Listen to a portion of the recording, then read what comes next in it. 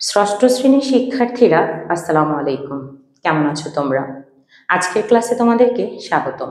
আমার স্কুলের আজকের প্রযোজনায় তোমাদের জন্য রয়েছে ষষ্ঠ শ্রেণীর গণিত বইয়ের বিভাজ্যতা, অর্থাৎ বিভিন্ন সংখ্যাকে আমরা কিভাবে 2, 3, 4, 5, 6, 9 ইত্যাদি দ্বারা বিভাজ্য করতে পারি সেগুলি খুব সহজেই শিখে নেব। শুরুতেই আমরা যাচ্ছি 2 দ্বারা বিভাজ্য। শিক্ষার্থীরা লক্ষ্য করো, যদি কোনো সংখ্যাকে তুমি 2 দ্বারা বিভাজ্য করতে চাও বা ভাগ করতে চাও, তাহলে তোমাকে মাথায় রাখতে হবে যে সংখ্যাটির শেষের অঙ্কটি অর্থাৎ একক স্থানীয় অঙ্কটি অবশ্যই 0, 2, 4, 6, 8 হতে হবে। অর্থাৎ শিক্ষার্থীরা, যদি তুমি কোনো সংখ্যাকে 2 দ্বারা বিভাজ্য করতে চাও, সেই সংখ্যাটির একক স্থানীয় অঙ্কটিতে 0, 2, 4, 6, 8 যদি থাকে, তাহলেই তুমি সেই সংখ্যাটিকে 2 দ্বারা বিভাজ্য করতে পারবে। লক্ষ্য করো, আমরা যদি লিখি একটি সংখ্যা 22, যেহেতু এই সংখ্যাটির একক স্থানীয় অঙ্কে রয়েছে 2, সুতরাং আমরা খুব সহজেই বুঝতে পারছি এই সংখ্যাটিকে আমি 2 দ্বারা বিভাজ্য করতে পারবো, এবং 2 দ্বারা বিভাজ্য করলে এখানে হবে 11। শিক্ষার্থীরা আরো লক্ষ্য করো, আমরা যদি আরেকটি সংখ্যা নেই 38, যেহেতু এই সংখ্যাটির শেষের অঙ্কটি অর্থাৎ একক স্থানীয় অঙ্কটিতে 8 আছে এবং সেটি জোড় সংখ্যা, এখানে আমরা বলেছিলাম যদি 0, 2, 4, 6, 8 থাকে তাহলে সেই সংখ্যাটাকে আমরা 2 দ্বারা বিভাজ্য করতে পারি। তাতে বোঝা গেল 38টিকেও আমরা 2 দ্বারা বিভাজ্য করতে পারবো এবং সেটি 19 বার যাবে। এছাড়াও যদি একক স্থানীয় অঙ্কটি 0 হয়, যেমন 50, এই সংখ্যাটির একক স্থানীয় অঙ্ক হচ্ছে 0, সুতরাং এই 0 থাকায় বুঝতে পারছি এই সংখ্যাটিকেও 2 দ্বারা বিভাজ্য করা যাবে এবং সেটি হবে 25। ঠিক এভাবে আমরা যে কোনো সংখ্যার একক স্থানীয় অঙ্কটি 2, 4, 6, 8 কিংবা 0 হলে সেটিকে আমরা খুব সহজেই 2 দ্বারা বিভাজ্য করে ফেলতে পারবো। শিক্ষার্থীরা, এই পর্যায়ে চলো আমরা 3 দ্বারা বিভাজ্য সংখ্যাগুলোকে একটু শিখে আসি।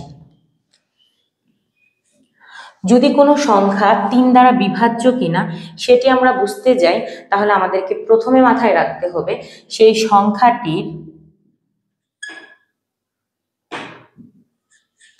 সংখ্যাটি আমরা যদি লিখে ফেলি। মনে করো আমরা এখন 36 সংখ্যাটি দেখব যে এই সংখ্যাটি 3 দ্বারা বিভাজ্য কিনা। এই ক্ষেত্রে আমরা লক্ষ্য করব এই দুটি সংখ্যার অঙ্ক দুটিকে আমরা যোগ করে দিব, অর্থাৎ 3 এবং 6 আমরা যোগ করে দিব। 3, 6 যোগ করলে হয় 9। এই 9কে যদি আমরা 3 দিয়ে ভাগ করতে পারি তাহলেই বুঝতে পারবো এই সংখ্যাটি 3 দ্বারা বিভাজ্য কিনা। 9কে 3 দিয়ে ভাগ করলে আমাদের 3 হচ্ছে, সুতরাং আমরা সহজেই বুঝে যাচ্ছি এই সংখ্যাটি 3 দ্বারা বিভাজ্য। শিক্ষার্থীর আরেকটি সংখ্যা আমরা লক্ষ্য করি 102। এই 102 সংখ্যাটি 3 দ্বারা বিভাজ্য কিনা সেটি আমরা কিভাবে নির্ণয় করব? তাহলে তোমরা পূর্বের মতোই 1-এর সাথে যোগ করে দাও 0 এবং যোগ করো 2। এই অঙ্ক 3টিকে যদি আমরা যোগ করি তাহলে ফলাফল আসে 3। আর এই 3 সংখ্যাটিকে যেহেতু আমি 3 দিয়ে ভাগ করতে পারছি, তাহলে আমি বুঝে যাব আমার এই 102 সংখ্যাটিও 3 দ্বারা বিভাজ্য হবে। শিক্ষার্থীরা, এভাবে আমরা প্রতিটি অঙ্ককে যোগ করে দিব। যে কোনো একটি সংখ্যা দিবে, সে যদি বলে ওই সংখ্যাটি 3 দ্বারা বিভাজ্য কিনা, তাহলে সেক্ষেত্রে আমরা ওই অঙ্কগুলোকে যোগ করব, করে 3 দিয়ে ভাগ করব। যদি সেটি ভাগ যায় তাহলে আমরা বুঝে যাব সংখ্যাটি 3 দ্বারা বিভাজ্য। এই পর্যায়ে আমরা শিখে নিব 5 দ্বারা বিভাজ্য সংখ্যা।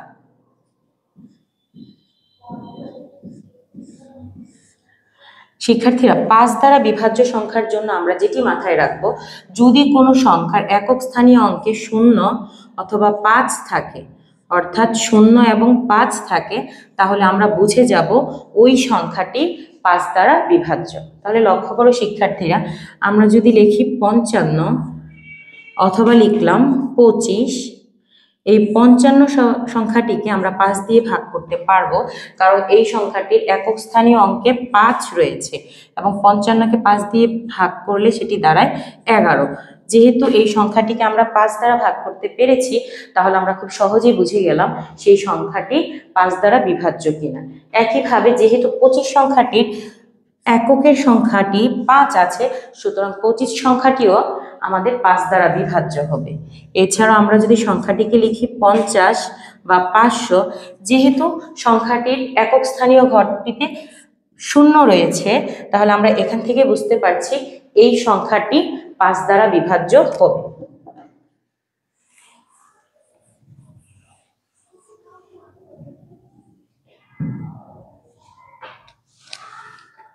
ছয় দ্বারা বিভাজ্য, যদি কোনো সংখ্যা 6 দ্বারা বিভাজ্য কিনা সেটি আমরা নির্ণয় করতে যাই, তাহলে আমরা দুটি স্টেপ অবলম্বন করব। এক হচ্ছে এই সংখ্যাটি আসলে 2 দ্বারা বিভাজ্য কিনা, আর পরবর্তীতে আমরা বের করব সেই সংখ্যাটি 3 দ্বারা বিভাজ্য কিনা।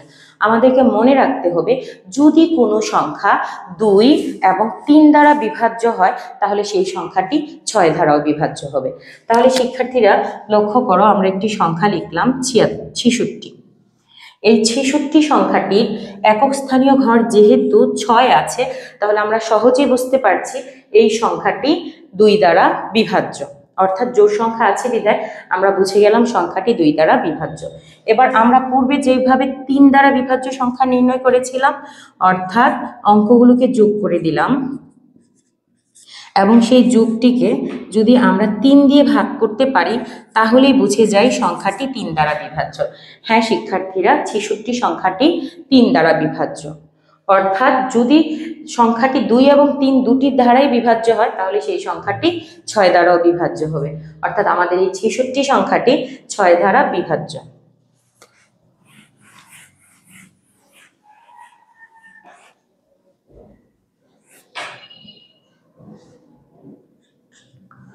শিক্ষার্থীরা, এ পর্যায়ে আমরা শিখব কোনো একটি সংখ্যা 9 দ্বারা বিভাজ্য কিনা। তোমাদেরকে একটু আগে আমরা যেভাবে 3 দ্বারা বিভাজ্য সংখ্যা শিখিয়েছিলাম, ঠিক একইভাবে তোমরা 9 দ্বারা বিভাজ্য সংখ্যা শিখতে পারবে। অর্থাৎ লক্ষ্য করো, আমি একটি সংখ্যা লিখলাম 378।